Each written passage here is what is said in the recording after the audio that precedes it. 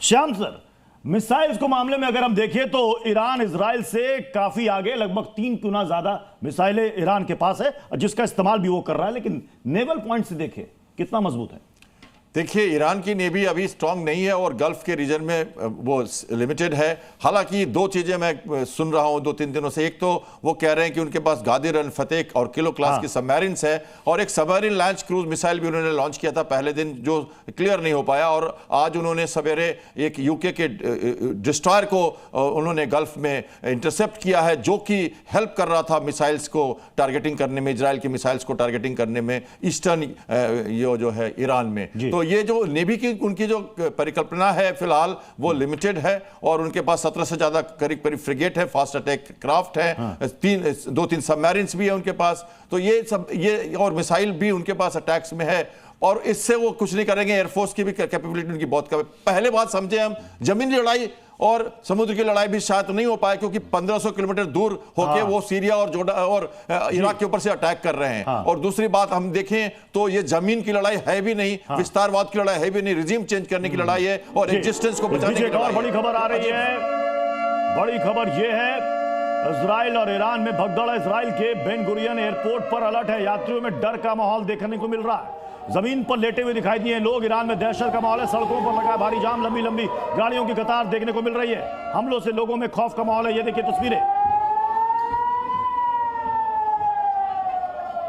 Israel और Iran दोनों जगह की तस्वीर आप देखिए, वहां पर कैसी भगदड़ मची हुई है। ये बेन गुरियन एयरपोर्ट है इजराइल का, जहां पर यात्रियों में आप खौफ साफ देख सकते हैं। जमीन पर लेटे हुए दिखाई दे रहे हैं लोग, क्योंकि वहां पर तेल अवीव में कुछ रिहायशी इलाकों में मिसाइल्स अटैक हुए हैं। ये देखिए तस्वीरों में इजराइल में ये एयरपोर्ट की तस्वीर है, जहां पर देखिए यात्री डर के मारे जमीन पर बैठे हुए, जमीन पर लेटे हुए नजर आ रहे हैं, लोग भागते दौड़ते नजर आ रहे हैं।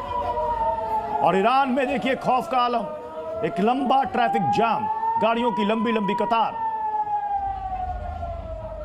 अब सवाल यहां पर यह है दीपक वोरा सर, ईरान ने साफ साफ कह दिया है कि हम इजराइल को बर्बाद कर देंगे। क्या ये जंग आपको लगता है कि यूक्रेन रूस की तरह आगे बढ़ेगी, या फिर इसका समाधान निकलेगा जल्द से जल्द? अगर हम उसको कंपेयर करते हैं तो यूक्रेन कौन है इस जंग में और रूस कौन है? रूस हो गया इजराइल और ईरान हो गया यूक्रेन। सर एक मैसेज है मेरे पास, मैं आपको पढ़ के सुना देता हूँ। इजरायली मेरे एक दोस्त हैं, रिटायर्ड जनरल है इजरायली फौज के। उन्होंने सिर्फ ये कहा है, we are at war, we will not stop mister ambassador. तो मतलब कहने का कि ये जंग है, हम रुकेंगे नहीं जब तक तो पूरी तरह से बर्बाद कर देते। मेरा नहीं मानना है सर कि किसी प्रकार से भी समझौता होगा अनलेस अमेरिका उसमें कूद पड़ता है। डोनाल्ड ट्रंप ने तो पहले ही कह दिया कि ईरान भी थक गया है, उसकी बहुत मार पड़ रही है, अब मैं उनका समझौता कराऊंगा। आज या कल में ये जंग खत्म हो जानी चाहिए। ईरान को बहुत मार पड़ी है सर, उसके बाद जितनी मिसाइलें बची हैं, ये तो नॉर्मल पोजीशन ले रहे हैं ताकि कंकशन ना हो। जब आपको विस्फोट होता है तो आप इस पोजीशन में लेट जाते हैं ताकि आपके कानों में चोट ना लगे, सर में ना लगे, एटसेट्रा एटसेट्रा। ये प्रिकॉशंस दिए जा रहे हैं। उनको पता है कि ईरान, दे वर रेडी। इसने भी तो कहा था ना, ये जो इनका प्राइम मिनिस्टर है नेतन्याहू ने, कि घर में सामग्री रखो, खाना पीना रखो, ये रखो, क्योंकि ये लंबी लड़ाई चलेगी। ये नहीं है कि उसको पता नहीं था कि क्या होगा, ईरान रिटेलिएट करेगा। ईरान ने कुछ नहीं बोला अपने लोगों को, वो तो इंशाअल्लाह सब ठीक हो जाएगा, लेकिन इसने ठोक ठोक के ईरान की नाक में दम दिया। अब ईरान के पास एक ऑप्शन है, जो कुछ तेरा बचा खुचा है, अब प्लीज अब कहिए कि अच्छा चलिए आप बमबारी बंद करिए, हम भी करते हैं, फिर हम ये बात तो कही भी जा रही है, ये ईरान की तरफ से बात कही भी जा रही है। पहली पेशकश ईरान की तरफ से की गई है, दिनेश नैन सर। लेकिन इस पूरे जंग में आप देखिएगा पाकिस्तान की एंट्री होती है, और वो एंट्री करवाई जाती है ईरान की तरफ से। बयान सामने आता है कि पाकिस्तान ने हमें भरोसा दिलाया है कि अगर इजराइल परमाणु अटैक करता है तो पाकिस्तान परमाणु हमला कर सकता है इजराइल में। क्या पाकिस्तान की इतनी हैसियत है, और क्या वो इस जंग में कूदना चाहेगा? प्रत्युष, अगर ऐसा है तो फिर ये आसिम मुनीर अमेरिका में क्या कर रहा था 3 दिन पहले? ये लड़ाई इजराइल की नहीं है, ये अमेरिका की भी लड़ाई है। ऐसे प्रोपेगेंडा से मैं नहीं समझता हूं कि हम लोगों को कोई फर्क पड़ता है।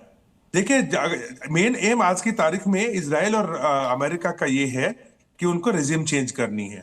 अरे ईरान के पास कभी भी न्यूक्लियर बॉम्ब नहीं था, ना ही वो इतने नजदीक थे कि जो अटैक किया गया प्रीएम्प्टिव स्ट्राइक बोल करके। प्रीएम्प्टिव स्ट्राइक तब होती है जब आप पे कोई आदमी इमीडिएटली न्यूक्लियर बॉम्ब मारने वाला हो। उनके पास है ही नहीं तो मारेंगे कहां से? सेम सद्दाम हुसैन वाला किस्सा है। इनका इरादा नहीं, है नहीं, वो इस तो ये regime कह को रहे हैं कि change करना। पाकिस्तान के पास जो परमाणु बम है वो परमाणु पाव भर के बम पाकिस्तान जो है वो इजराइल पर इस्तेमाल कर सकता है, लेकिन Z News.